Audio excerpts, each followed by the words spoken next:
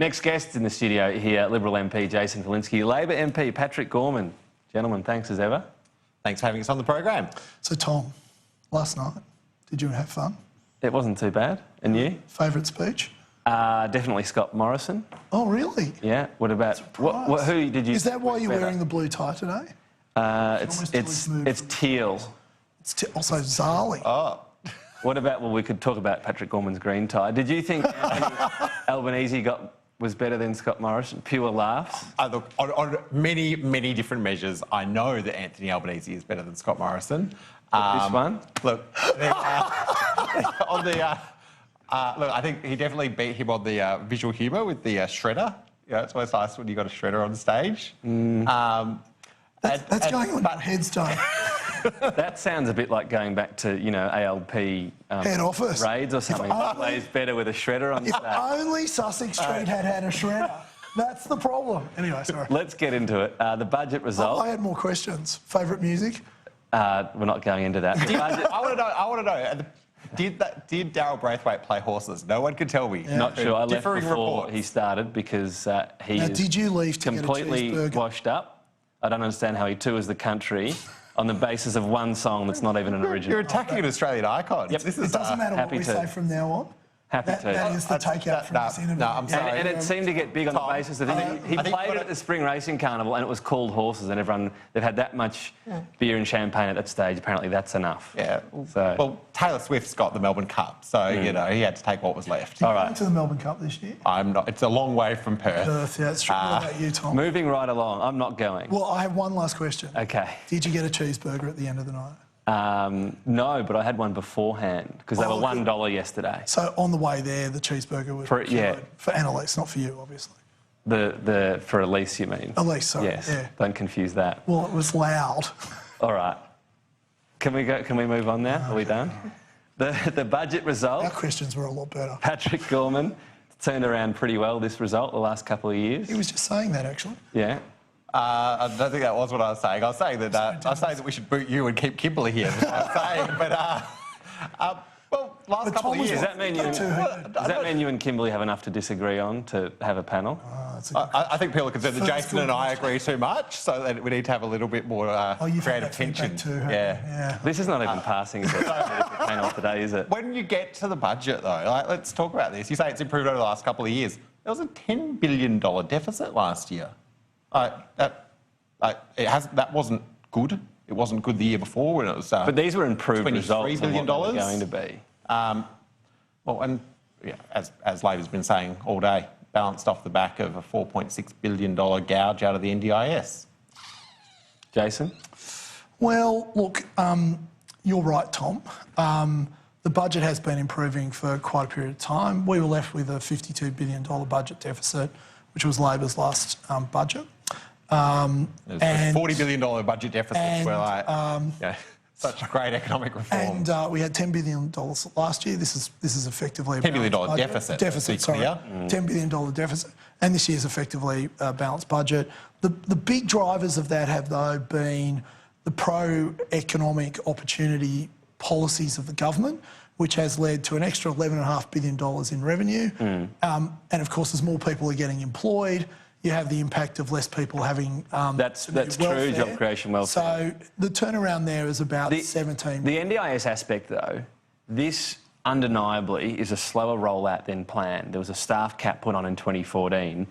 And talking to anyone with experience of this, it's not working that well yet. There's an aim to change it and more money tipped in last year. But you've been running this thing for 6 years. You've got to take some responsibility for that, surely. Well, what should we take? Well, the 300,000 should have been rolled out better and you shouldn't have saved so much money from it. I don't know about that. I mean, quite seriously, this is a really difficult area of public policy because you are rolling out a market with very specific group of consumers who are vulnerable in the way that they would have that rolled out. It needs to be rolled out in, like, you know, if there's market failure in, you know, the car, you take it back and you get it fixed. If there's market failure in the NDIS market, someone doesn't get care for 2 or 3 days.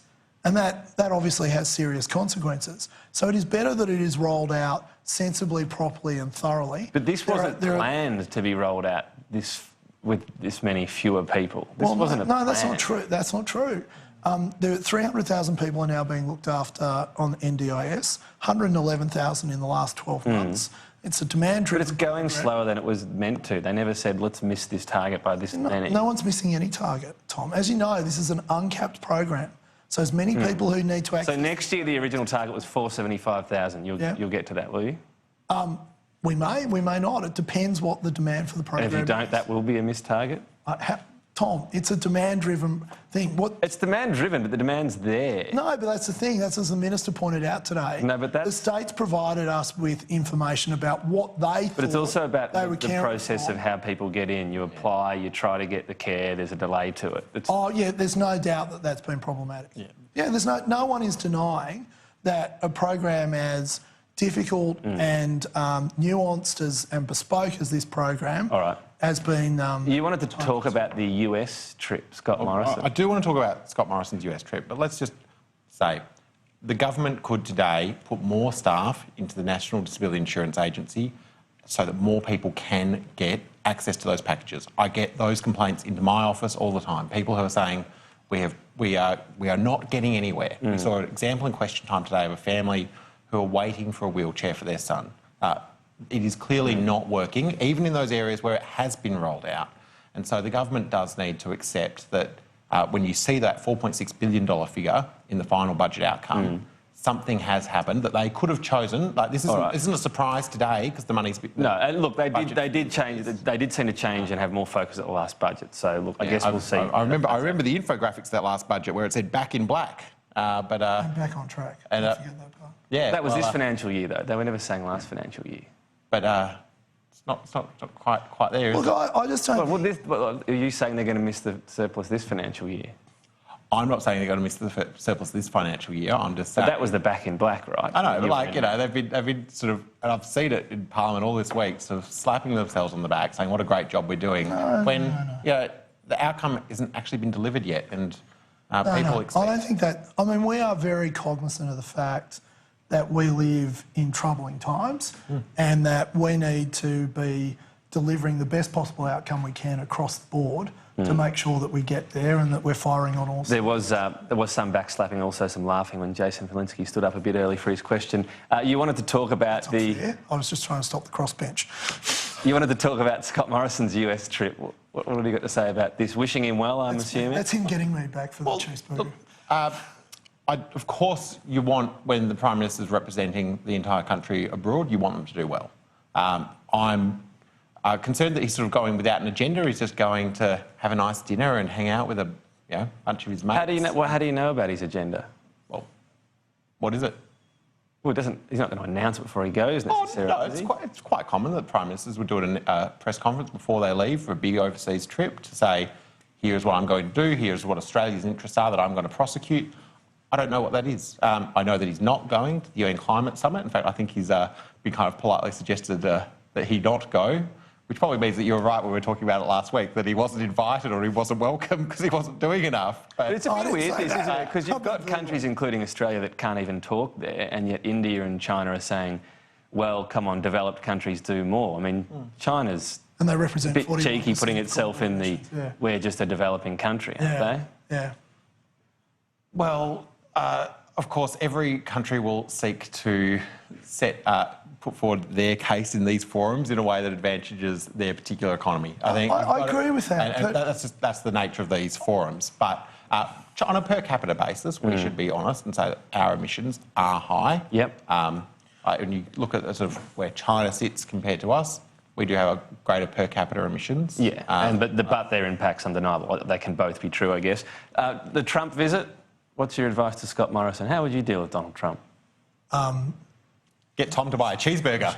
That's right, Tom. Look, I think Australia as a nation has dealt quite well with the United States and the Trump administration. A lot of that comes down to Joe Hockey's insights into the thinking of the White House. Scott's going over there to stress not just our security ties, but also stress our economic ties and the huge advantage and the deep linkages Australia's economy has with the United States, which is important. It's important. It's the largest capital market in the world. It's important that Australians have access to it. Ending on a very serious note, Jason Falinski, Patrick Gorman, it's been interesting. As always. Talk again in a fortnight. That's it for the program. Spears is coming up next. Political editor David Spears is going to be joined by the Home Affairs Minister Peter Dutton to discuss that Tamil family deportation case after the family's latest legal hurdle was cleared today.